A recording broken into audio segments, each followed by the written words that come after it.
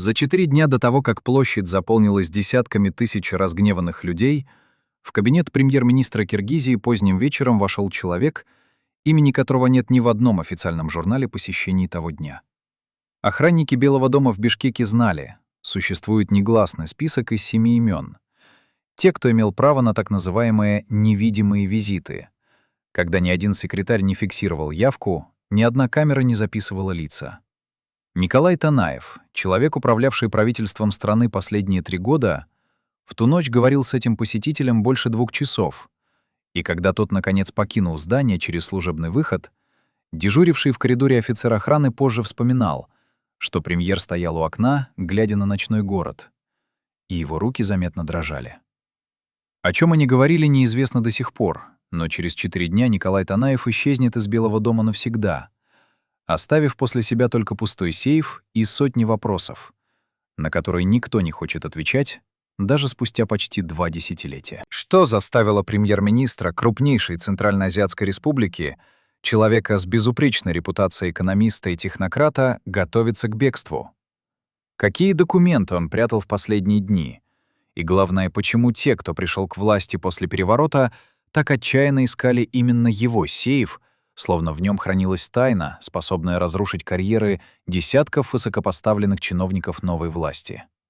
Сегодня, впервые за много лет, мы восстанавливаем хронологию последних дней Николая Танаева в должности премьер-министра и рассказываем о том, что действительно произошло в ночь с 23 на 24 марта 2005 года, когда улицы Бишкека превратились в поле битвы, а элита страны готовилась к самому унизительному бегству в истории постсоветского пространства.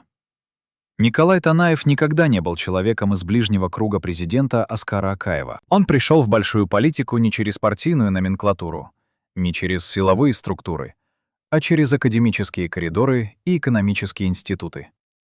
В 1997 году он был просто профессором, читавшим лекции о макроэкономике, студентом Бишкекского университета, человеком, который мог часами объяснять теорию равновесия рынков, но никогда не мечтал о власти. Его карьерный взлет случился неожиданно даже для него самого. Акаев, искавший технократа для реформирования экономики после очередного кризиса, выбрал именно Танаева, увидев в нем редкое сочетание честности и профессионализма, которое в коридорах киргизской власти встречалось все реже и реже. Когда в 2002 году Танаев стал премьер-министром, многие в столице восприняли это как попытку президента создать видимость реформ, не меняя по-настоящему структуру власти. Танаев был удобен. Он не имел собственной политической базы, не контролировал силовиков, не строил альянсов с региональными кланами. Он был технократом, который должен был управлять цифрами, пока реальную власть держали другие. Семья президента, главы спецслужб, влиятельные бизнесмены, чьи имена редко появлялись в прессе, но чьи решения определяли судьбы тысяч людей. Однако именно эта кажущаяся отстраненность от реальной политики сделала Танаева свидетелем того, чего не видел никто другой в правительстве. Он знал о финансовых потоках, которые проходили мимо государственного бюджета. Он подписывал документы, суть которых понимал лучше, чем те, кто их инициировал. И он молчал, потому что понимал. В системе, где власть построена на личной лояльности, а не на законах, даже честный человек вынужден играть по правилам игры, которую сам презирает. К весне 2005 года в Бишкеке уже никто не сомневался, что режим Акаева подходит к концу. Выборы в парламент, прошедшие в феврале, превратились в фарс. Победили те, кого выбрала не страна, а административный ресурс президентской семьи. Оппозиция кричала о фальсификациях. Западные наблюдатели фиксировали массовые нарушения. А в южных регионах республики начались первые стихийные митинги, которые полиция разгоняла все более жесткими методами. Танаев сидел в своем кабинете, читал сводки из регионов и понимал, что взрыв неизбежен, но не знал, когда именно это произойдет и насколько разрушительным будет этот взрыв для всех, кто в тот момент находился у власти. Премьер чувствовал, как земля уходит из-под ног, но продолжал делать то, что умел лучше всего — работать с документами, готовить экономические прогнозы, подписывать постановления, которые уже никто не исполнял. Он был как капитан корабля, который продолжает вести вахтенный журнал, зная, что судно уже дает течь, и спасательных шлюпок на всех не хватит. Но у Танаева был секрет, о котором не знали ни Акаев, ни его приближенные. В сейфе премьер-министра лежали копии документов, которые могли объяснить, куда делись миллионы долларов международной помощи, кто владел контрольными пакетами крупнейших предприятий страны через офшорные компании, и как именно распределялись прибыли от контрабанды наркотиков через южную границу республики. Танаев собирал эти документы не для шантажа и не для публикации. Он собирал их как страховку, понимая, что в мире, где все играют нечестно, единственный способ выжить для честного человека — иметь доказательства чужой нечестности на случай, если придется защищаться. Когда 20 марта в город Джалалабад вошли тысячи демонстрантов и захватили здание областной администрации, Танаев понял, что время пришло. Революция началась не в столице, а на юге, где гнев народа был сильнее страха перед полицией. И этот гнев двигался на север, к Бишкеку, как лавина, которую уже ничто не могло остановить. Танаев позвонил нескольким людям из своего ближайшего окружения и задал один вопрос. «Что вы будете делать, если толпа дойдет до Белого дома?» Ответы были разными, но суть одна. Каждый думал только о себе, о своей семье, о том, как вывести деньги и уехать. Никто не думал о стране, о законе, о том, что власть — это не привилегия, а ответственность. В ту ночь Танаев принял решение, которое изменит его жизнь. Он начал готовиться к побегу.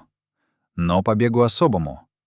Он решил взять с собой документы из сейфа, понимая, что эти бумаги могут стать либо его спасением, либо его приговором, в зависимости от того, в чьи руки они попадут. Когда утром 24 марта толпа ворвалась в Белый дом, охранники и полицейские разбежались, даже не попытавшись защитить здание. Демонстранты громили кабинеты, жгли документы, крушили мебель, выбрасывали портреты президента в окна, и в этом хаосе несколько человек целенаправленно шли к кабинету премьер-министра, словно точно зная, где он находится и что именно нужно искать. Они взломали дверь сейфа, но внутри обнаружили только пустоту. Ни документов, ни денег, ни флешек с электронными архивами. Всё исчезло, словно кто-то заранее знал, что именно будут искать, и позаботился о том, чтобы это никогда не нашли. Эти люди пришли в разграбленный Белый дом не случайно. У них была конкретная цель, и они знали, что именно ищут. Свидетели того дня вспоминают, что они вели себя не как стихийные погромщики, а как профессионалы, выполняющие задания. Проверили сейф, обыскали все шкафы, даже разобрали подвесной потолок в кабинете. Но ничего не нашли. Один из охранников, вернувшихся в здание на следующий день, рассказывал позже, что эти люди были не из числа простых демонстрантов. Они приехали на джипах с тонированными стеклами, были одеты в черное, и у некоторых были рации, по которым они докладывали кому-то о результатах поиска. Когда их спросили, кто они такие, один из них ответил коротко: «Мы ищем то, что украл предатель Танаев». Но где же был сам Николай Танаев в тот момент, когда его кабинет громили неизвестные? Официальная версия гласит, что он покинул Белый дом еще вечером 23 марта, когда стало ясно, что власть не контролирует ситуацию, и президент Акаев вот-вот покинет страну. Но есть и другая версия, которую рассказывают водители правительственного гаража. Танаев уехал не один и не на служебной машине, а на обычном седане, за рулем которого сидел человек не из числа официальных водителей. Этот человек приехал поздним вечером, въехал на территорию Белого дома через служебные ворота, и Танаев вышел к нему с 2 черными сумками, которые погрузил на заднее сиденье сам, не позволяя никому помогать. Машина уехала в направлении северных районов города, и больше ее никто не видел. Содержимое тех сумок станет предметом домыслов на многие годы. Новые власти будут утверждать, что Танаев вывез государственные средства, и именно это обвинение прозвучит в официальном заявлении через несколько дней после переворота. Но те, кто знал премьера лично, понимали: человек, собиравший компромат 3 года, в последнюю ночь забрал не деньги. Он забрал документы, способные разрушить карьеры десятков высокопоставленных чиновников обоих лагерей. Через несколько дней после переворота новое правительство выпустит официальное заявление, в котором обвинит Танаева в незаконном выводе средств и потребует его экстрадиции, если он находится за границей. Но ни одного конкретного документа, подтверждающего эти обвинения, так и не будет представлено. Будут только намеки, слухи, газетные публикации со ссылками на анонимные источники в правоохранительных органах. Интересно другое. Почему именно Танаева обвинили в хищениях, а не других членов правительства, чьи связи с коррупционными схемами были очевидны гораздо больше? Почему искали именно его сейф, а не сейфы министров, контролировавших бюджетные потоки? Логика здесь простая и циничная. Танаев был технократом. Он подписывал документы, он знал цифры. Он был свидетелем того, как работала система. А свидетель — это самая опасная фигура в игре, где все участники виновны, но никто не хочет отвечать. Обвинить Танаева в хищениях означало создать удобную легенду. Мол, вся коррупция режима Акаева была делом рук нескольких алчных чиновников, которые теперь скрылись, а новая власть чиста и намерена построить справедливую страну. Но самое удивительное произошло через несколько месяцев после революции, когда стало известно, что один из лидеров оппозиции, пришедших к власти после свержения Акаева, приобрел контрольный пакет акций крупного предприятия, которое раньше числилось за офшорной компанией, связанной с семьей президента. Как это стало возможно? Кто продал ему эти акции? И за какую цену? Документы о сделке остались засекреченными, но журналисты, пытавшиеся разобраться в этой истории, наткнулись на странную деталь. Сделка была оформлена через посредника, который действовал по доверенности, заверенной в консульстве одной из европейских стран. И подпись на доверенности принадлежала человеку, чье имя не называлось публично, но инициалы совпадали с инициалами Николая Танаева. Мог ли бывший премьер-министр, обвиненный в хищениях и скрывавшийся от правосудия, быть посредником в сделке, обогатившей представителя новой власти? И если да, то что он получил взамен? Гарантии безопасности? Обещание закрыть уголовное дело? Или просто деньги за молчание? Эти вопросы остаются без ответа. Но сама возможность такой сделки говорит о том, что история Николая Танаева — это не история жертвы режима и не история коррупционера, бежавшего с награбленным. Это история человека, который знал слишком много и понимал, что в мире, где все играют нечестно, единственный способ выжить — иметь козыри, которыми можно торговать, когда приходит время платить по счетам. Кто на самом деле выиграл от падения режима Акаева? Народ, вышедший на площади в надежде на перемены? Или те, кто стоял в тени, ждал своего часа и, когда власть упала, подобрал ее со всеми активами, связями и секретами предыдущей элиты? И если Николай Танаев действительно вывез из Белого дома документы, способные ответить на этот вопрос, то где эти документы сейчас?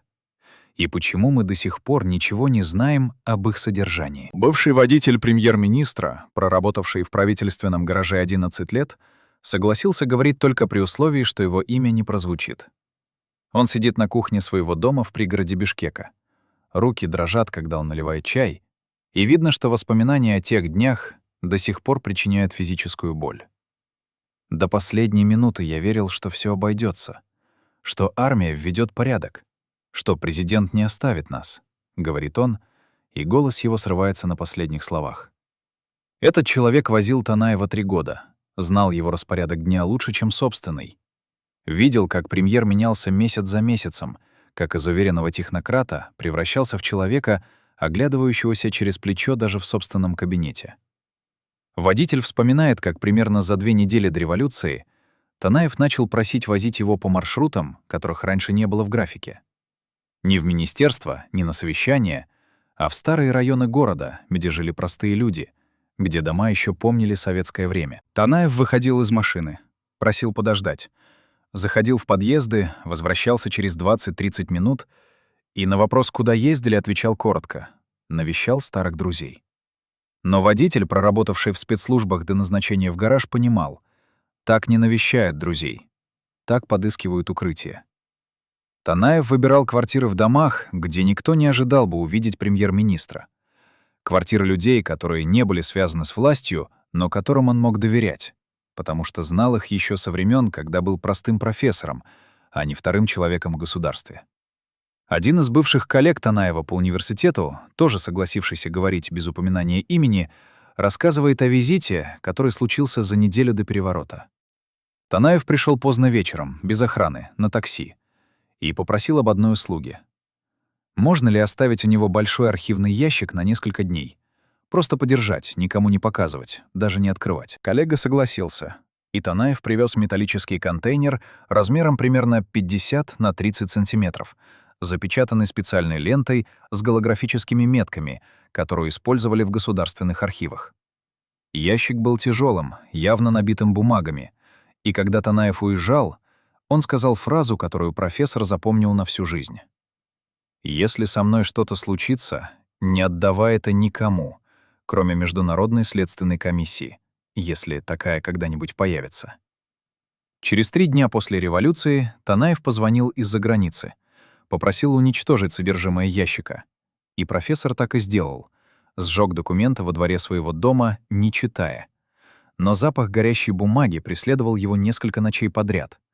И он до сих пор не может понять, уничтожил ли он улики преступлений или доказательства невиновности человека, который доверял ему больше, чем собственным министрам. Но самое страшное свидетельство принадлежит бывшему помощнику Танаева по экономическим вопросам, женщине, работавшей с ним со времен, когда он только пришел в правительство. Она рассказывает, что за месяц до революции Танаев вызвал ее в кабинет и попросил подготовить аналитическую записку. Что будет с экономикой страны, если власть сменится насильственным путем? Если международные доноры заморозят помощь? Если начнется передел собственности? Она написала мрачный прогноз. Обвал национальной валюты, рост безработицы, бегство инвесторов, возможный голод в отдаленных районах.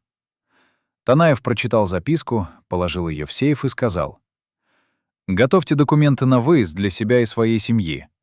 И не говорите никому, что я вам это посоветовал». Она послушалась, оформила визы, вывезла детей к родственникам в Казахстан еще до того, как начались массовые демонстрации. Но когда она сейчас думает о том дне, ее преследует один вопрос. Если Танаев знал, что будет катастрофа, почему он не предупредил президента? Не попытался остановить то, что казалось неизбежным? И единственный ответ, к которому она пришла за годы размышлений, такой. Может быть, он понимал, что предотвратить крах уже невозможно, и единственное, что оставалось — попытаться спасти хотя бы тех, кто не заслуживал гибели, вместе с режимом, который сам обрек себя на смерть своей жадностью и слепотой. 7 человек из ближайшего окружения Танаева согласились дать показания для этого расследования. Но ни один из них не согласился, чтобы его имя прозвучало публично. Страх преследования остается реальным даже спустя почти 2 десятилетия, потому что те, кто пришел к власти после тюльпановой революции, так и не провели настоящего расследования коррупции прежнего режима. Вместо этого они использовали обвинения против Танаева и нескольких других чиновников как инструмент политического давления, как способ показать обществу, что виновные найдены и наказаны, хотя реальные бенефициары коррупционных схем остались нетронутыми и даже усилили свое влияние при новой власти. Что знали эти 7 человек такого, что до сих пор боятся говорить открыто? И главное, существуют ли где-то в мире документы, которые Танаев спрятал перед побегом? Документы, способные разрушить карьеры не только политиков прошлого, но и тех, кто правит Киргизией сегодня.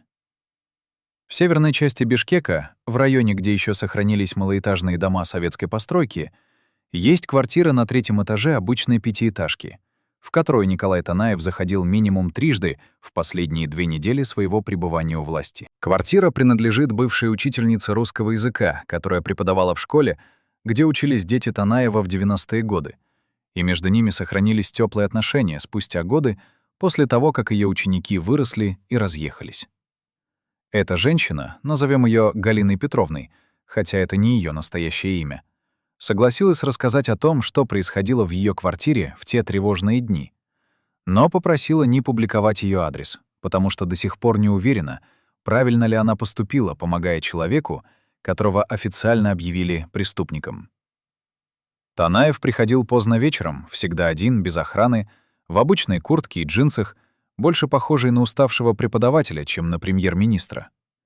Он приносил с собой коробки с документами, просил разрешения оставить их в ее кладовке, говорил, что это временно, на несколько дней, пока не найдет более надежное место. Галина Петровна не спрашивала, что в коробках, не пыталась заглянуть, потому что понимала, если премьер-министр прячет бумаги в квартире обычной учительницы, значит, эти бумаги представляют опасность для очень влиятельных людей. Танаев сидел на ее кухне, пил чай, и однажды, когда она все таки решилась спросить, почему он не доверяет свою безопасность государственной охране, он ответил фразой, которая заставила ее кровь похолодеть. «Галина Петровна, самые опасные враги — это те, кто ест с тобой за одним столом и клянется в верности перед камерами». Но эта квартира была не единственным тайным убежищем, которое Танаев подготовил на случай бегства. По свидетельствам людей, которые видели его в те дни, он посещал минимум 4 разных места в городе, где оставлял документы, деньги, запасные паспорта и телефоны. Одно из этих мест находилось в подвале старого административного здания в центре города, где Танаев когда-то работал экономическим советником и где у него остались знакомые среди технического персонала. Охранник этого здания вспоминает, что Танаев приходил поздно вечером, спускался в подвал, где хранились архивы 70-х и 80-х годов, которые никто не разбирал уже несколько десятилетий, и оставался там один на час-полтора. Что он делал в этом подвале, охранник не знает, но после его последнего визита, за 2 дня до революции, в одной из комнат подвала появился новый металлический шкаф, запертый на кодовый замок. И когда после переворота сотрудники новой прокуратуры пришли обыскивать здание, этот шкаф уже был пуст. Словно кто-то заранее предупредил Танаева о предстоящем обыске. Или он сам успел забрать содержимое в последний момент. Существовали ли под Белым домом секретные туннели, о которых говорили городские легенды? Официально нет. Но несколько строителей, работавших на реконструкции здания в 90-е годы, утверждают, что видели чертежи, на которых были обозначены подземные ходы, соединявшие правительственные здания с близлежащими гостиницами и офисами, построенные еще в советское время как эвакуационные маршруты на случай войны. Эти туннели были забетонированы после распада СССР, но ходят упорные слухи, что некоторые из них остались доступными для тех, кто знал коды от служебных входов. Один из бывших охранников Белого дома, который работал на подземном уровне здания, рассказывает, что за неделю до революции видел, как Танаев спускался в технический этаж, где находились коммуникации и старые архивы, и оставался там необычно долго, хотя никаких совещаний на том уровне не было запланировано. Когда охранник спросил у коллег, что премьер там делал, ему ответили коротко: «Не твое дело». И больше этот вопрос не обсуждался. Если Танаев действительно готовил пути отступления и тайники для документов, это означает, что он планировал побег не спонтанно, а как минимум за несколько недель, а возможно и месяцев. Значит, он знал, что режим обречен, знал, что ему придется бежать, и понимал, что после побега его будут искать не только силы новой власти, но и те, кто захочет уничтожить доказательства собственных преступлений. Танаев готовился к побегу, как военный стратег готовится к отступлению. Несколько маршрутов, несколько укрытий. Разделение ценностей между разными тайниками, чтобы даже если найдут одно место, остальные останутся в секрете. Но эта параноидальная предосторожность говорит не только о его страхе перед преследованием. Она говорит о том, что у него были основания бояться. Основания настолько серьезные, что обычных мер безопасности было недостаточно. Где сейчас находятся те документы, которые Танаев спрятал в квартирах друзей, в подвалах старых зданий, возможно, даже в банковских ячейках за границей? Некоторые из них наверняка были уничтожены по его просьбе, как сделал профессор, сжёгший архивный ящик во дворе своего дома. Но где-то в сейфе Европейской адвокатской конторы или банковском хранилище под вымышленным именем могут лежать папки, способные ответить на вопрос, кто на самом деле разграбил Киргизию в годы правления Акаева И кто продолжил этот грабеж после тюльпановой революции под лозунгами справедливости и демократии? Почему Танаев не опубликовал их за все эти годы? Страх или сделка? Жена Николая Танаева, Светлана, всегда оставалась в тени публичной жизни мужа. Она не давала интервью, не появлялась на официальных мероприятиях без крайней необходимости. Воспитывала детей и вела скромный образ жизни, который разительно отличался от демонстративной роскоши жен других высокопоставленных чиновников киргизского правительства. Светлана Танаева была врачом по образованию. Работала в районной поликлинике до того, как муж стал премьер-министром. И даже после его назначения продолжала принимать пациентов несколько раз в неделю, считая, что жена политика не должна превращаться в светскую даму, живущую за счет государственного бюджета. Но что она знала о том, чем на самом деле занимался ее муж в последние месяцы перед революцией? И главное, как она отреагировала, когда узнала, что им придется бежать из страны, оставив все, что они строили десятилетиями. Одна из подруг Светланы, с которой они учились в медицинском институте и поддерживали отношения все эти годы, рассказывает, что примерно за месяц до революции Светлана начала вести себя странно. Она стала чаще звонить, просила встретиться в кафе или просто прогуляться по парку, и во время этих встреч было видно, что она на грани нервного срыва. Подруга спрашивала, что случилось, но Светлана отвечала уклончиво. Просто устала, много работы, дети требуют внимания. Но однажды, когда они сидели в пустом кафе, и было видно, что Светлана не спала несколько ночей, она вдруг сказала фразу, которую подруга запомнила слово в слово.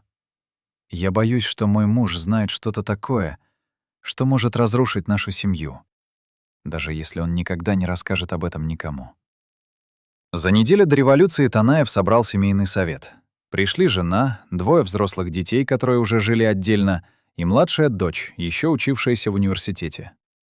Танаев закрыл дверь кабинета в их квартире, попросил выключить мобильные телефоны, и то, что он рассказал семье в тот вечер, заставило жену расплакаться, а старшего сына ударить кулаком по столу и выйти, хлопнув дверью. Один из родственников семьи, который не присутствовал на том разговоре, но слышал о нем позже от младшей дочери, рассказывает, что Танаев сказал им прямо: «Ситуация в стране катастрофическая. Режим рухнет в ближайшие дни. И когда это произойдет, семье придется выбирать: оставаться в Киргизии и стать заложниками политической мести, или уезжать вместе с ним, но понимать, что возвращения может не быть никогда». Жена спросила, виноват ли он в том, в чем будут обвинять. Танаев ответил, что он никогда не воровал государственные деньги и не участвовал в коррупционных схемах, но что он подписывал документы, которые другие использовали для личного обогащения, и что в глазах новой власти это сделает его соучастником, даже если юридически он ни в чем не виновен. Старший сын Танаева, работавший в то время в частном банке и не имевший отношения к политике, сказал отцу, что не верит в неизбежность катастрофы, и что семья не должна бежать как преступники, если они ни в чем не виноваты. Он ушел из квартиры и несколько дней не отвечал на звонки. Младшая дочь плакала и спрашивала, неужели нельзя просто уехать на время, переждать бурю за границей, а потом вернуться, когда страсти улягутся. Жена молчала, но по ее лицу было видно, что она понимает. Муж не преувеличивает опасность. И то, что он знает о закулисной стороне власти, делает его мишенью для тех, кто не хочет, чтобы правда когда-либо стала достоянием общественности. В ту ночь Светлана Танаева приняла самое трудное решение в своей жизни. Она согласилась уехать с мужем, но только при условии, что дети сами выберут, ехать или остаться, и что ни на кого не будет оказываться давление. Утром 24 марта, когда улицы Бишкека заполнились демонстрантами, Танаев позвонил жене и сказал: «Собирай только документы и лекарства. Выезжаем через час». Светлана собрала одну сумку, взяла фотоальбомы, медицинские карты детей, свой диплом врача, который она хранила как память о том времени, когда жизнь была простой и понятной. Младшая дочь поехала с ними. Старший сын отказался, сказав, что останется защищать семейный дом. И это был последний раз, когда они виделись. Через несколько месяцев после переворота старший сын Танаева даст интервью местной газете, в котором скажет, что не поддерживает отца, считает его решение уехать ошибкой и что семья распалась из-за политических амбиций человека, который забыл о том, что власть — это не цель, а служение. Эти слова разорвут сердце Светланы сильнее, чем любые обвинения прокуратуры. Потому что она знает. Сын говорит не то, что думает на самом деле, а то, что от него требуется говорить, чтобы выжить в новой реальности, где лояльность новой власти измеряется готовностью отречься от родственников, объявленных врагами народа. Будет ли когда-нибудь возможность восстановить семью, разрушенную не преступлением, а страхом, не виной, а необходимостью выживать в мире, где правда дороже, чем жизнь? Светлана Танаева живет сейчас в одной из европейских стран, работает медсестрой в частной клинике. И единственная фотография, которую она хранит на прикроватной тумбочке, это снимок всей семьи, сделанный за год до революции, когда все они еще были вместе и верили, что ничто не сможет их разлучить. Жена премьер-министра знала больше, чем показывала публично. Она слышала ночные телефонные разговоры мужа, видела, как он прятал документы в домашнем сейфе, замечала, что он перестал спать нормально за месяц до революции, просыпался посреди ночи в холодном поту, и когда она спрашивала, что случилось, он отвечал: «Просто кошмары, ничего страшного». Но Светлана была врачом. Она знала симптомы посттравматического стресса. И она понимала, что муж переживает что-то настолько тяжелое, что не может делиться даже с ней, потому что боится сделать ее соучастницей знания, которое может быть смертельно опасным. Однажды уже после побега, когда они жили в съемной квартире в чужой стране, Танаев сказал жене: «Прости, что разрушил нашу семью». Она ответила: «Ты не разрушил ее. Ты попытался спасти то, что еще можно было спасти. А семья разрушилась, потому что жила в стране, где честность наказывается сильнее, чем преступление». Сколько еще семей распалось из-за тюльпановой революции, которую многие называют победой демократии, но которая для тысяч обычных людей стала началом личной трагедии. Жены высокопоставленных чиновников прошлого режима до сих пор скрываются за границей, боясь вернуться на родину, где их мужей объявили преступниками без суда, без доказательств, только потому, что они оказались не на той стороне в момент, когда власть сменилась. А дети тех, кого обвинили в разграблении страны, выросли, слушая, как их отцов называют предателями по государственному телевидению. Но помнят их другими, обычными людьми, которые просто пытались выжить в системе, где выживание требовало компромиссов с совестью. Личный врач Николая Танаева, назовем его Артур Сергеевич, работал с премьер-министром 2 года и 8 месяцев. И то, что он видел за это время, навсегда изменило его представление о цене власти для человеческого тела. Врачи редко говорят о своих пациентах публично, даже когда тех уже нет в живых. Но этот человек согласился рассказать правду при условии полной анонимности, потому что до сих пор хранит медицинские документы, которые могут стать уликами, если когда-нибудь начнется настоящее расследование того, что происходило в коридорах власти до тюльпановой революции. Артур Сергеевич сидит в своем кабинете, перебирает старые записи, и когда произносит первую фразу, голос дрожит. За 2 года Николай Иванович постарел лет на 10, может, больше. Он показывает фотографию Танаева, сделанную в день назначения премьер-министром. Человек с прямой спиной, ясным взглядом, уверенной улыбкой. А потом достает другую фотографию, сделанную за неделю до революции, на закрытом совещании. И это уже другой человек, с сутулыми плечами, глубокими морщинами вокруг глаз, сединой, которая захватила всю голову за несколько месяцев, словно тело само пыталось вытолкнуть из себя яд, накопленный за годы жизни в системе, где каждое решение было компромиссом между долгом и выживанием. Врач вспоминает, как примерно за полгода до революции Танаев начал жаловаться на боли в груди, на бессонницу, на головокружение, которые накатывали внезапно посреди совещаний. Артур Сергеевич проводил обследование тайно, не в государственной клинике, а в частном медицинском центре, куда Танаев приезжал под вымышленным именем, потому что в Киргизии тех лет болезнь высокопоставленного чиновника мгновенно становилась политическим оружием, и признать слабость означало подписать себе приговор. Диагнозы были пугающими: гипертония 2-й степени, начальная стадия язвы желудка, хронический стресс, граничащий с клинической депрессией. Врач выписывал лекарства, советовал снизить нагрузку, взять отпуск, но Танаев только кривился в улыбке и отвечал: «Доктор, у премьер-министров не бывает отпусков. В стране, где экономика рушится, а народ выходит на площади». Тогда врач впервые понял, что его пациент умирает не от болезней, а от знания, от груза информации, которую невозможно высказать, невозможно разделить с кем-то, потому что каждое слово может стоить жизни не только тебе, но и твоей семье, твоим друзьям, всем, кто когда-либо тебе доверял. Особенно пугающими были ночные вызовы, которые начались за месяц до революции.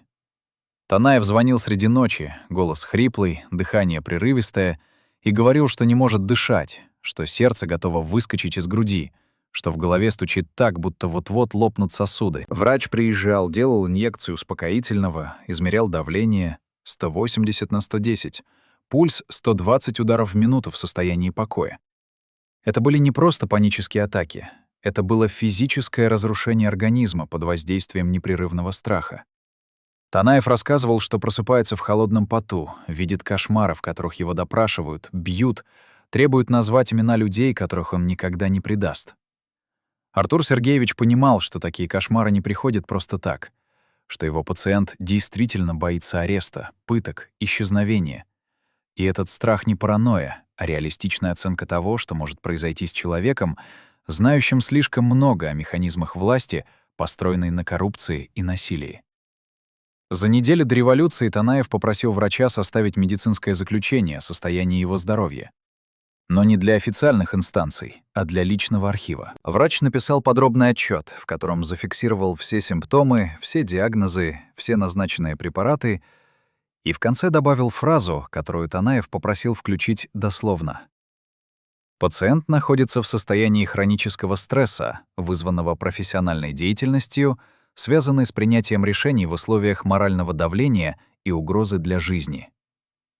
Когда Артур Сергеевич спросил, зачем нужна такая формулировка, Танаев ответил: «Если меня когда-нибудь обвинят в преступлениях, хочу, чтобы хоть один человек мог засвидетельствовать, что я не спал спокойно все эти годы, что каждое решение давалось мне физической болью, и что если я и делал что-то неправильное, то не из жадности, а из страха за жизнь тех, кого любил». Врач запечатал заключение в конверт, передал Танаеву и больше никогда не видел этот документ, но уверен, что копия где-то существует, спрятанная вместе с другими бумагами, которые бывший премьер-министр вывез из страны в последнюю ночь. Может ли человек управлять государством, если его собственное тело разрушается от стресса? Артур Сергеевич говорит, что в последние месяцы Танаев держался только на лекарствах. Таблетки от давления утром, успокоительные днем, снотворные вечером. И все равно не спал больше 3-4 часов в сутки. Врач видел, как дрожат руки премьера, когда он подписывает документы. Видел, как бледнеет лицо, когда в кабинет входит очередной чиновник с плохими новостями. Видел, как сжимаются челюсти, когда по телефону звонят из президентской администрации и требуют объяснений по вопросам, на которые нет хороших ответов. Это была не жизнь. Это была медленная агония. И врач до сих пор не понимает, как человек в таком состоянии мог принимать хоть какие-то адекватные решения. Как мог читать экономические отчеты, проводить совещания, встречаться с иностранными делегациями, делая вид, что все под контролем, когда на самом деле контроль был утрачен давно, и оставалось только притворяться, что система еще функционирует, пока она окончательно не рухнет под собственным весом. Когда утром 24 марта Артур Сергеевич узнал о штурме Белого дома, первое, о чем он подумал, выдержало ли сердце Танаева этот удар? Или он умер от инфаркта, не дожив до того момента, когда ему пришлось бы бежать из страны как преступнику? Врач пытался дозвониться, но телефон премьера был отключен. И только через неделю, когда Танаев позвонил из-за границы, Артур Сергеевич услышал в его голосе нечто странное. Не страх, не отчаяние, а что-то похожее на облегчение. Словно человек, несший непосильный груз годами, наконец получил разрешение его сбросить. И теперь, несмотря на обвинения, несмотря на разрушенную карьеру и разбитую семью, он мог хотя бы дышать свободно, не просыпаясь каждую ночь в холодном поту от страха, что завтра придут и заберут все, что он любил. Существовал протокол номер 73, засекреченный документ правительства Киргизии, о котором знали только 8 человек. И Николай Танаев был одним из них. Этот протокол, разработанный еще в 1998 году, устанавливал порядок эвакуации высших государственных чиновников в случае массовых беспорядков или военного переворота. В нем были указаны маршруты выезда из столицы, адреса безопасных домов в приграничных районах, коды для связи с иностранными посольствами, которые обязались предоставить временное убежище высокопоставленным лицам киргизского правительства. Копий протокола было всего 3. 2 хранились в президентском архиве, 1 в личном сейфе премьер-министра. Утром 24 марта, когда демонстранты ворвались в Белый дом, протокол номер 73 исчез вместе с Танаевым. Новая власть объявила розыск документа, но он так и не был найден. Почему этот протокол был настолько важен, что его искали даже сильнее, чем самого бывшего премьера? Бывший сотрудник архива президентской администрации, работавший с секретными документами более 15 лет, рассказывает, что протокол номер 73 был не просто планом эвакуации. В приложениях к нему содержались списки счетов в зарубежных банках, на которые были переведены государственные средства под видом резервного фонда на случай чрезвычайных ситуаций. Официально эти счета предназначались для финансирования эвакуации и обеспечения безопасности правительства в изгнании. Но реально они использовались как личные хранилища высших чиновников. Сумма на счетах измерялась десятками миллионов долларов, и список бенефициаров этих счетов включал имена людей, которые после тюльпановой революции заняли высокие посты в новом правительстве. Если бы Танаев опубликовал этот список, и если бы показал, что те, кто обвиняет прежний режим в коррупции, сами имели доступ к государственным деньгам через секретные офшоры, новая власть рухнула бы быстрее, чем старая.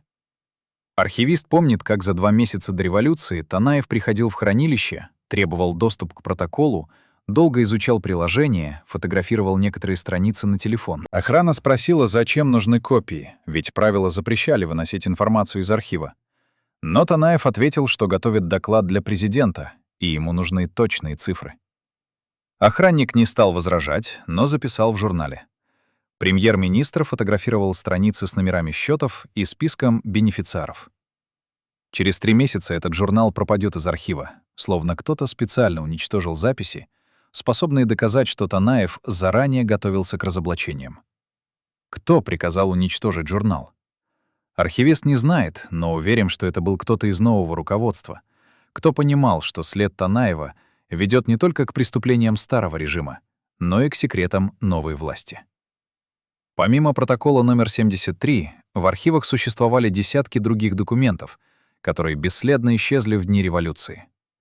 Среди них — личные досье на высокопоставленных чиновников, подготовленные спецслужбами и содержавшие компромат, который использовался для контроля лояльности. Досье на Танаева тоже существовало, и в нем, по словам бывшего сотрудника службы безопасности, было зафиксировано все: с кем он встречался неофициально, какие разговоры вел по телефону, даже какие книги читал в свободное время. Но самое интересное в досье Танаева — это раздел, помеченный грифом «Особая важность», где перечислялись документы, которые премьер копировал из государственных архивов якобы для служебного пользования. Список этих документов занимал 8 страниц. И если верить источнику, там были финансовые отчеты, контракты на приватизацию государственных предприятий, переписка с иностранными компаниями, протоколы закрытых совещаний. Танаев собирал досье на систему, частью которой был сам. И спецслужбы знали об этом, но не арестовывали его, потому что понимали, если тронуть премьера, он обнародует то, что знает. И тогда рухнет не только правительство, но и вся вертикаль власти, включая самого президента. Но существовал еще один архив, о котором знали единицы. В здании Министерства финансов в подвале хранились бумажные копии всех банковских операций государственных счетов за последние 10 лет. Официально эти архивы должны были уничтожаться через 5 лет, но почему-то документы продолжали копиться, занимая целые комнаты в подвале, где никто никогда не проводил ревизий. За неделю до революции туда приходил человек с удостоверением премьер-министра и доступом ко всем уровням секретности. Охранник подвала вспоминает, что этот человек провел в архиве больше 6 часов. вышел с несколькими коробками документов и сказал, что они изымаются для служебного расследования по приказу правительства. Никто не осмелился спросить, какого именно расследования и куда увозятся документы. Через неделю Белый дом был разгромлен, а подвал Министерства финансов сгорел при загадочных обстоятельствах. И вместе с ним сгорели все оставшиеся копии банковских операций, способные восстановить картину того, куда уходили государственные деньги последние годы правления Акаева. Почему архивы горели так своевременно, уничтожая следы преступлений именно тогда, когда новая власть могла бы использовать их для расследований? Один из пожарных, тушивших здание Министерства финансов, рассказывает, что огонь начался одновременно в 3 разных точках подвала, словно кто-то целенаправленно поджигал архивы, чтобы не оставить ничего, что могло бы послужить уликой. Пожарные нашли остатки канистр с бензином, но следствие закрыли через месяц, объявив причиной возгорания короткое замыкание электропроводки. Хотя в подвале вообще не было электричества, и документы хранились в полной темноте. Кто отдал приказ уничтожить архивы? Официальной версии нет, но ходят упорные слухи, что поджог организовали люди новой власти, которые понимали, если хоть часть документов попадет в руки независимых следователей, обнаружится, что коррупция была не привилегией одной политической группы, а системой, в которой участвовали все, включая тех, кто сейчас кричит о справедливости и прозрачности. Где сейчас те коробки, которые Танаев вывез из подвала министерства за неделю до революции? Может быть, они сгорели вместе с другими документами в квартирах друзей, которым он доверил свои тайники? Может быть, они спрятаны в банковском хранилище где-то в Европе, ожидая момента, когда Танаев решит, что время пришло использовать их, либо для собственной защиты, либо для того, чтобы, наконец, рассказать правду о том, как разворовывалась страна руками людей, которые клялись служить народу. А может быть, эти документы давно уничтожены? Потому что Танаев понял простую истину. В мире, где все виновны, правда опасна для всех. И единственный способ выжить — хранить молчание. Торгуясь молчанием за безопасность, зная, что обнародование документов означает не восстановление справедливости, а собственную смерть от рук тех, кто не может позволить раскрыться тому, что хранилось в архивах Белого дома последние годы перед его падением. После Тюльпановой революции один человек получил больше всех. Его имя редко появлялось в заголовках газет. Он не занимал официальных постов в новом правительстве, не выступал с трибун, не давал громких интервью. Но в течение года после свержения Акаева этот человек стал владельцем контрольных пакетов 3 крупнейших предприятий Киргизии, приобрел несколько зданий в центре Бишкека, открыл сеть магазинов и ресторанов, а его состояние, по оценкам экономистов, выросло в десятки раз. Назовем его Эльдар, хотя это не настоящее имя. Эльдар был бизнесменом среднего звена при Акаеве, контролировал небольшой рынок в южной части столицы, имел связи с таможенной службой, но не играл заметной роли ни в политике, ни в крупном бизнесе. Но весной 2005 года Эльдар внезапно оказался в центре событий. Он финансировал оппозиционные митинги, предоставлял автобусы для доставки демонстрантов из южных регионов в столицу, организовывал логистику протестов. Когда Белый дом был захвачен, именно люди Эльдара первыми ворвались в кабинет премьер-министра, искали сейф Танаева, разбирали архивы. Что они искали так отчаянно? Официально — доказательства коррупции старого режима. Но есть другая версия. Они искали документы, которые Танаев мог использовать против самого Эльдара, потому что бывший премьер знал, откуда у скромного бизнесмена средней руки появились миллионы на финансирование революции, и кто стоял за ним, давая гарантии безопасности и будущих привилегий. Экономический след ведет в интересном направлении. За 3 месяца до революции Эльдар получил крупный кредит от банка, зарегистрированного в одной из центральноазиатских республик, но фактически контролируемого структурами, связанными с западными спецслужбами. Сумма кредита — $5 миллионов под минимальный процент и без требований залога, что абсолютно нетипично для коммерческого кредитования. Официально деньги предназначались для развития торговой сети, но реально они пошли на финансирование протестов. Аренда автобусов, печать листовок, оплата активистов, которые координировали митинги в регионах. Через полгода после революции Эльдар вернул кредит досрочно, одним платежом. И сразу после этого стал владельцем акций предприятий, которые раньше числились за офшорными компаниями семьи Акаева. Как это стало возможно? Кто продал ему эти активы и по какой цене? Журналисты, пытавшиеся разобраться в сделках Эльдара, столкнулись с удивительной проблемой. Все договоры купли-продажи оформлялись через посредников, зарегистрированных в офшорных зонах, и реальные бенефициары сделок скрывались за слоями анонимных компаний. Но в одном из договоров, копия которого попала в руки независимого расследователя, фигурировало имя консультанта, который организовывал сделку и получил за это комиссионные. Инициалы консультанта — Н и Т. Совпадение? Или Николай Иванович Танаев действительно стал посредником между старой и новой властью, тем человеком, который знал, где хранятся документы на собственность, знал пароли от офшорных счетов, знал коды доступа к реестрам акционеров и продал это знание тем, кто готов был заплатить за возможность стать владельцами активов, награбленных прежним режимом? Если это правда, то Танаев не жертва и не коррупционер, а игрок, который понял главное правило постсоветской политики. Власть меняется, но собственность остается. И тот, кто контролирует информацию о собственности, контролирует будущее страны. Танаев вывез из Белого дома не деньги, он вывез ключи от сейфов, в которых лежали документы на заводы, землю, месторождения, банки. И эти ключи он продал тем, кто обещал ему безопасность взамен молчания. Новая власть получила активы, Танаев получил гарантии, что уголовное дело против него никогда не дойдет до суда. А народ получил новых хозяев, которые грабили страну с тем же цинизмом, что и прежние, только теперь под лозунгами демократии и справедливости. Эльдар живет сейчас в особняке на окраине Бишкека, охраняемом частной службой безопасности.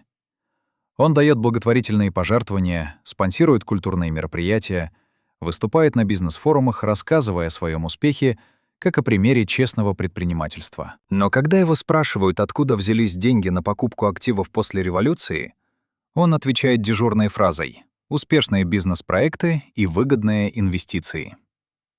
Никаких документов, подтверждающих эти проекты, он не предоставляет, ссылаясь на коммерческую тайну. А журналисты, которые пытались копать глубже, получали угрозы, иски о защите чести и достоинства, а один из них вообще исчез на несколько дней, и когда вернулся, заявил, что больше не интересуется темой приватизации государственных активов после тюльпановой революции. Кому было выгодно свержение Акаева? Народу, вышедшему на площади? Или тем, кто ждал момента, когда можно будет захватить собственность без сопротивления, используя хаос революции как прикрытие для величайшего грабежа в истории страны? Танаев знал ответ на этот вопрос, потому что сам подписывал документы, легализовавшие передачу государственных активов в частные руки через схемы, которые выглядели законными на бумаге, но по сути были организованным воровством. Он знал, кто стоял за офшорами, кто получал откаты, кто давал политическую защиту бизнесменам в обмен на долю в прибылях. И когда режим рухнул, это знание стало самым ценным товаром, который можно было продать тем, кто хотел стать новыми хозяевами награбленного. Танаев продал это знание и купил себе жизнь. Но может ли человек спокойно жить, зная, что молчание о преступлениях делает его соучастником тех, кто продолжает грабить страну под видом реформ и модернизации? 24 марта 2005 года началось для Николая Танаева в 5 часов утра. Он не спал всю ночь, сидел в кабинете Белого дома, смотрел в окно на пустынные улицы Бишкека. Знал, что через несколько часов эти улицы заполнятся людьми. Охранник, дежуривший той ночью у служебного входа, вспоминает. Премьер вышел покурить около 4 утра, хотя никогда не курил при свидетелях. Руки дрожали, когда он прикуривал. Охранник спросил, может вызвать машину, может лучше уехать домой, отдохнуть. Танаев ответил коротко. Уже поздно отдыхать. Город просыпался медленно, но Танаев знал — это затишье перед бурей. В 6 утра позвонил один из министров, голос перепуганный. На окраинах уже собираются колонны демонстрантов, везут людей из южных районов. Полиция не будет стрелять. Танаев повесил трубку, посмотрел на сейф в углу кабинета. Внутри лежали документы, которые он собирал 3 года. Копии банковских переводов, списки офшорных компаний, протоколы закрытых совещаний, фамилии людей, получавших откаты. Он открыл сейф, достал 3 папки. Все остальное оставил. Пусть думают, что это самое ценное. Около 7 утра Танаев позвонил жене. Сказал: «Собирай документы. Жду тебя через час. Младшую дочь с собой. Старшего сына не уговаривай. Если отказывается, его выбор». Светлана молчала несколько секунд, потом спросила: «Навсегда?» Танаев ответил: «Да». Она не плакала. Она знала, этот день придёт. Просто не думала, что так быстро. В 8:30 в Белый дом ворвались первые демонстранты. Охрана разбежалась, полиция отступила. Коридоры заполнились криками, грохотом, запахом дыма. Танаев стоял у окна своего кабинета, смотрел вниз.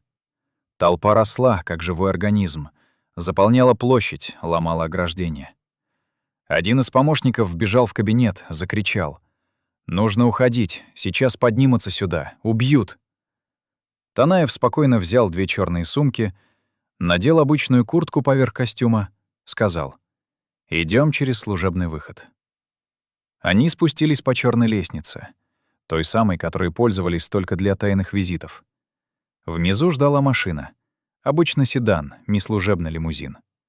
За рулем сидел человек не из правительственного гаража. Человек, которого Танаев знал еще со студенческих лет.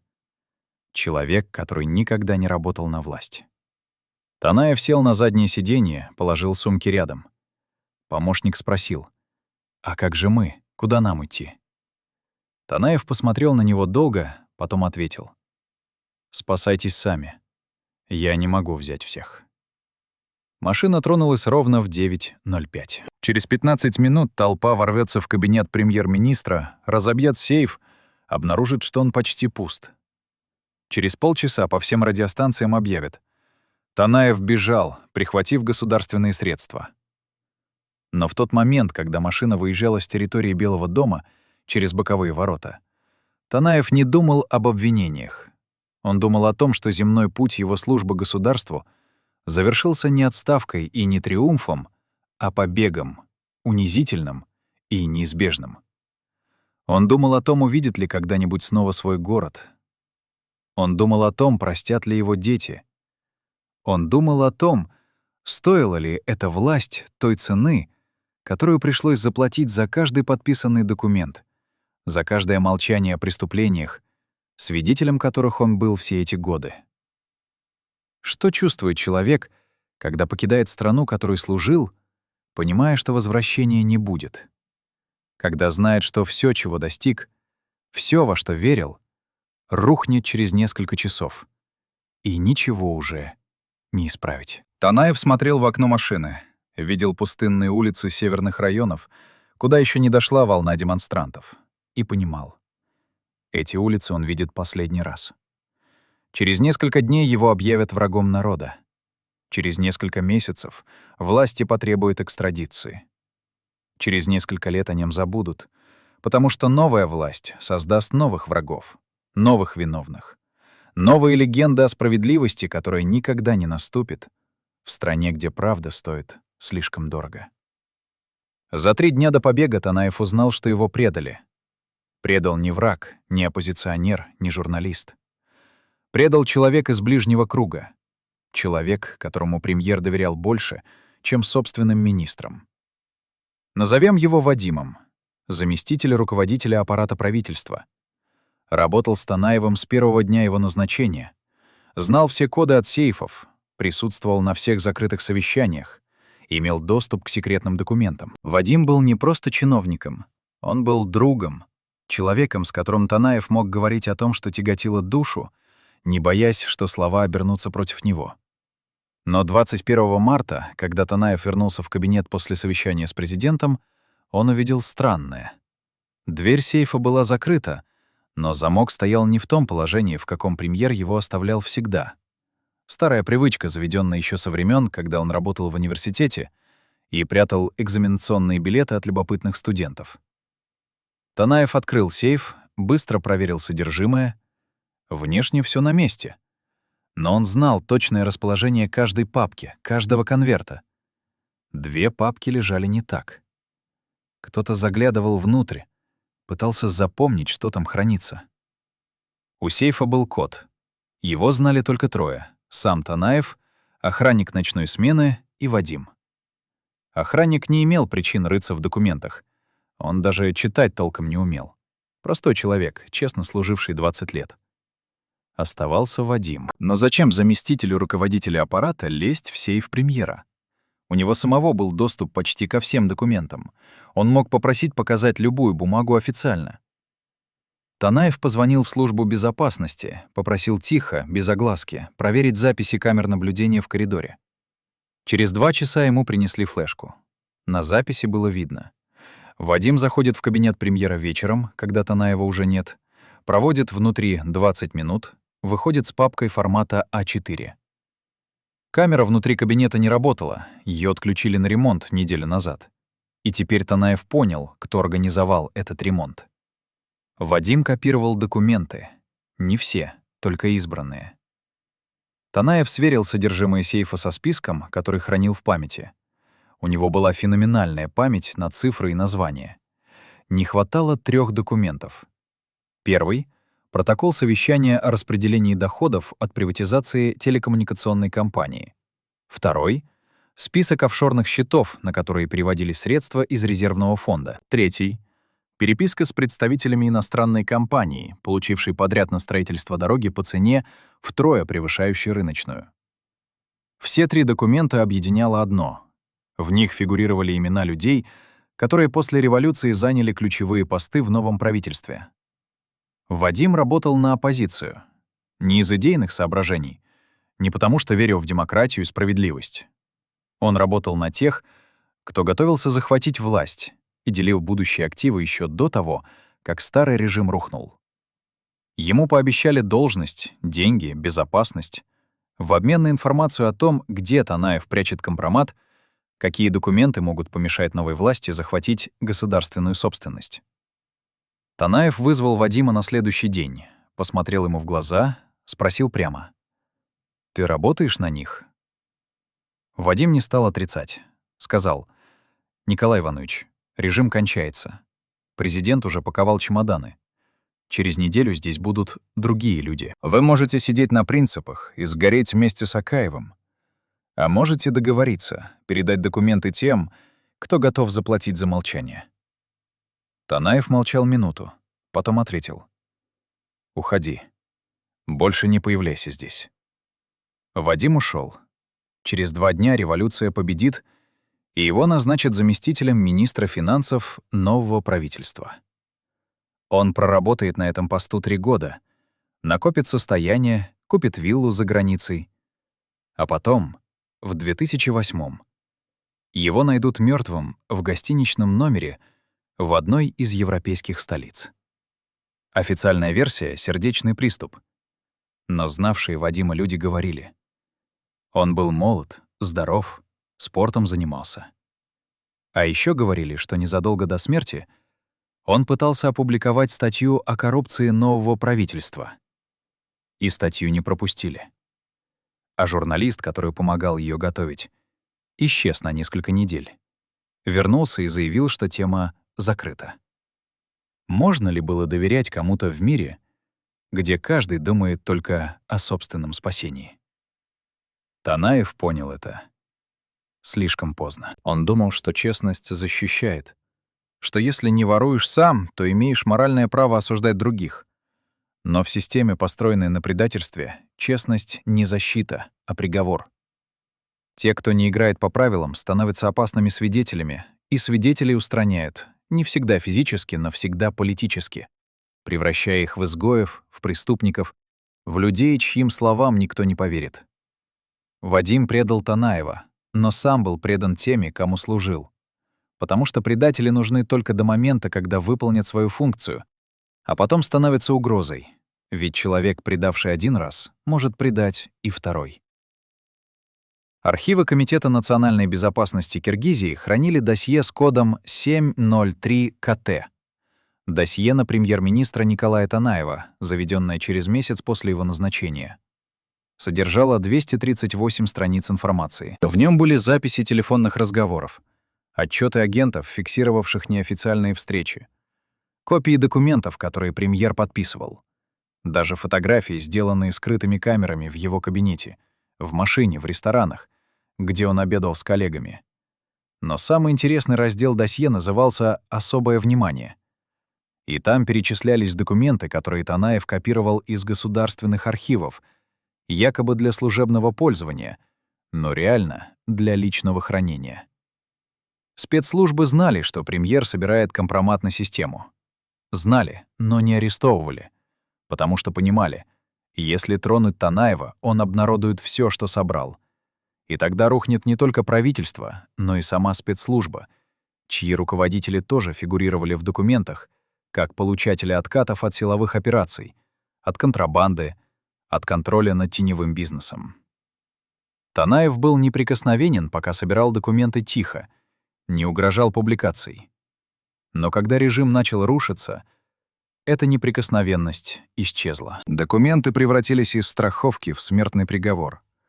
За неделю до революции начальник управления КНБ, курировавший досье на премьера, получил приказ от самого верха изъять все материалы, которые Танаев прячет в тайниках, провести операцию тихо, без официальных санкций, без протоколов. Группа оперативников начала проверку квартир друзей Танаева, подвалов зданий, где он бывал, банковских ячеек, оформленных на подставных лиц. Но везде приходили слишком поздно. Ячейки уже опустошены, коробки из подвалов вывезены. Друзья говорили, что ничего не знают. Танаев был на шаг впереди. Он понял, что за ним следят, и переместил документы в места, о которых не знал никто, даже самые близкие люди. 24 марта, когда Белый дом штурмовали, группа людей в черном целенаправленно шла к кабинету премьера. Это были не стихийные демонстранты. Это были профессионалы, знавшие план здания, знавшие, где находится сейф, имевшие инструменты для вскрытия. Они взломали замок, обыскали содержимое, но нашли только обычные служебные бумаги, постановления, протоколы совещаний, экономические отчеты. Ничего компрометирующего. Документы, за которыми пришли, исчезли. Эти люди искали не деньги. Они искали список. Список из 23 фамилий людей, которые контролировали теневые потоки через офшорные компании. Список, где напротив каждой фамилии стояли суммы, даты переводов, номера счетов. Танаев составлял этот список 3 года, сверяя данные из разных источников, проверяя через знакомых банкиров, через случайно попавшие к нему документы. В списке были имена министров прежнего правительства, но также имена лидеров оппозиции, будущих президентов и премьеров. Людей, которые публично кричали о коррупции Акаева, но сами имели счета в тех же швейцарских банках, что и семья президента. Если бы этот список опубликовали, революция потеряла бы смысл. Народ увидел бы, что борьба за власть — это не борьба добра со злом, а передел собственности между группами, одинаково погрязшими в коррупции. Новая власть не смогла бы легитимизировать себя лозунгами справедливости, потому что стало бы очевидно. Они не лучше тех, кого свергли. Просто ждали своей очереди грабить страну. Танаев понимал это. Именно поэтому он вывез список в последнюю ночь. Спрятал его так надежно, что даже профессиональные ищейки спецслужб не смогли найти. Где сейчас этот список? Существует несколько версий. Первая. Танаев уничтожил его, понимая, что публикация приведет к гражданской войне, к кровопролитию, к хаосу, который разрушит страну окончательно. Вторая.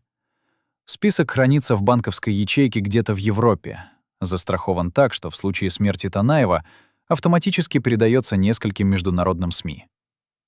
Третье. Список был продан новой власти в обмен на гарантии безопасности и теперь используется как инструмент шантажа против тех, чьи имена в нем фигурируют. Какая версия правда? Никто не знает. Сам Танаев молчит, живет тихо где-то в европейской столице, не дает интервью, не комментирует события на родине. Кто на самом деле выиграл от тюльпановой революции? Народ, мечтавший о справедливости?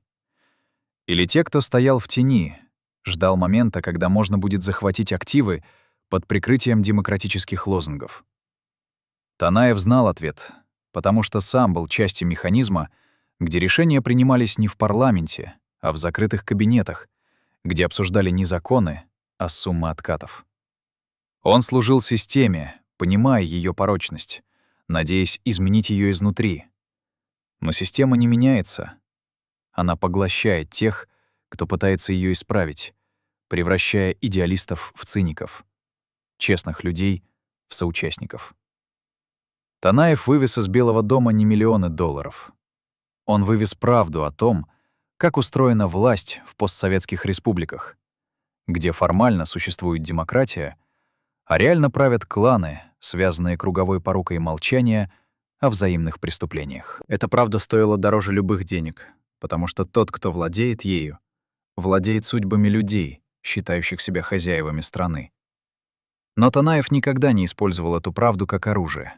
Может, потому что понимал, разрушить систему изнутри невозможно. Можно только погибнуть, пытаясь это сделать. А может, потому что сам был слишком глубоко в нее вовлечен, чтобы бросить камень, не попав по собственной совести. Николай Танаев живет сейчас в небольшом городе недалеко от Брюсселя, работает консультантом в экономической компании, ездит на работу на метро, снимает двухкомнатную квартиру в обычном доме. Бывший премьер-министр, управлявший бюджетом республики, теперь считает личные расходы. Экономит на продуктах, носит одежду, купленную на распродажах. Младшая дочь училась в местном университете, теперь работает переводчицей, живет отдельно, навещает отца раз в месяц. Отношения холодные, вежливые. Она не винит его в том, что случилось, но и не может простить, что детство кончилось в один день, когда пришлось бежать из страны, оставив друзей, планы, все, что связывало с родиной. Светлана, жена Танаева, работает медсестрой в частной клинике. По вечерам они сидят на кухне, пьют чай, почти не разговаривают. Все, что можно было сказать друг другу, сказано за годы изгнания. Она не спрашивает, где документы, которые он вывез из Бишкека. Он не рассказывает. Они живут как соседи по коммуналке, связанные общим прошлым, но не имеющие общего будущего. Старший сын остался в Киргизии, сделал карьеру в частном банке, публично отрёкся от отца в интервью, назвал его предателем. Они не разговаривают 12 лет. Иногда Танаев находит в интернете фотографии сына, смотрит на них долго, пытается понять, счастлив ли он, достиг ли того, чего хотел. Но в глазах на фотографиях читается та же усталость, та же тяжесть, что была у самого Танаева в последние месяцы перед эволюцией. Властью деньги не делают счастливыми, они только увеличивают цену за молчание о том, как были достигнуты. Вадим, предавший Танаева, умер через 3 года после революции, при невыясненных обстоятельствах. Эльдар, бизнесмен, скупивший активы прежнего режима, до сих пор процветает, владеет половиной торговых сетей страны, спонсирует благотворительные фонды, появляется на экранах телевизоров как образец успешного предпринимательства. Документы о том, откуда взялись деньги на покупку этих активов, до сих пор засекречены. Киргизия пережила еще одну революцию в 2010-м. Снова кричали о коррупции, снова свергали власть, снова обещали справедливость. И снова те, кто пришел, начали делить собственность, открывать офшоры, выводить деньги за границу. Система не изменилась, изменились только имена тех, кто ее контролирует. Танаев читает новости из Бишкека, видит знакомые схемы, те же слова, те же обещания. Ничего не изменилось. Ничего не изменится. В его квартире есть небольшой сейф, вмонтированный в стену. Танаев никому не говорит, что внутри, даже жене. Иногда он открывает его, достает папку в темно-синей обложке, перелистывает страницы. 23 фамилии. Напротив каждой — суммы, счета, даты. Этот список мог разрушить карьеры десятков людей, мог изменить историю страны, мог доказать, что революция в постсоветском пространстве — это не борьба народа за свободу, а передел собственности между группировками, одинаково готовыми на любое преступление ради власти. Но Танаев не публикует список, не продает журналистам, не передает следователям, не выкладывает в интернет.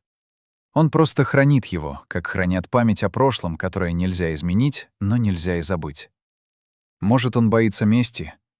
Может, понимает, что публикация ничего не изменит, потому что люди верят не документам, а красивым лозунгам. А может, он просто устал от борьбы, от попыток доказать правду в мире, где правда никому не нужна, потому что разрушает иллюзии, на которых держится хрупкое равновесие власти. Будет ли когда-нибудь рассекречен список Танаева? Узнает ли мир, кто на самом деле стоял за тюльпановой революцией? Кто финансировал ее, кто получил выгоду от смены власти? Найдут ли когда-нибудь документы, спрятанные в тайниках по всему Бишкеку? Документы, способные переписать историю страны, показав, что герои революции были такими же коррупционерами, как те, кого они свергли. Или правда останется похороненной в сейфах, в архивах, в памяти людей, которые слишком боятся говорить, потому что знают, в системе, где все виновны, свидетель опаснее преступника. Танаев стоит у окна своей съемной квартиры, смотрит на чужой город, на людей, спешащих по своим делам, не знающих его имени, не интересующихся его прошлым. Он выжил, остался на свободе. Не сидит в тюрьме, не умер при загадочных обстоятельствах, как другие, знавшие слишком много. Но победа ли это? Или жизнь в изгнании, без родины, без семьи, без возможности вернуться? Это тоже своего рода тюрьма, только без решеток, где приговор длится до последнего вдоха. Главный вопрос остается без ответа. Кто выиграл от революции, изменившей судьбу Киргизии? Народ, веривший в справедливость? Или те, кто стоял в тени, манипулировал толпой, использовал гнев людей для захвата власти и собственности? И почему спустя почти 2 десятилетия архивы до сих пор закрыты, документы засекречены, а вопрос о том, куда делись миллионы из государственного бюджета, остается без расследования? Может, потому что ответ на этот вопрос разрушит легенду о демократической революции, покажет, что за красивыми лозунгами скрывались те же грязные схемы, что и при прежней власти. Только теперь их контролируют другие люди, называющие себя спасителями нации. Танаев закрывает сейф, возвращается на кухню, садится напротив жены. Они молчат. За окном темнеет. В Бишкеке сейчас глубокая ночь. Где-то в подвале старого здания, в банковской ячейке, в квартире забытого друга до сих пор могут лежать документы, способные изменить историю. Но кто их найдет? И главное, захочет ли кто-то их искать, если правда окажется опаснее лжи, а справедливость — разрушительнее молчания?